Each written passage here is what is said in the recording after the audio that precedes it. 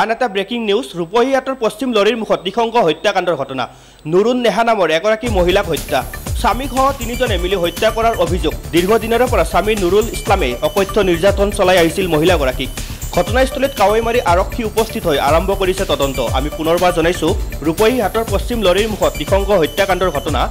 নুৰুন নেহাৰ নামৰ এগৰাকী মহিলাক হত্যা স্বামীসহ তিনিজনে মিলি হত্যা কৰাৰ অভিযোগ দীৰ্ঘদিনৰ পৰা স্বামী নুৰুল ইছলামে অকথ্য নিৰ্যাতন চলাই আহিছিল মহিলাগৰাকীক ঘটনাস্থলীত কাৱৈ মাৰি আৰক্ষী উপস্থিত হৈ আৰম্ভ কৰিছে তদন্ত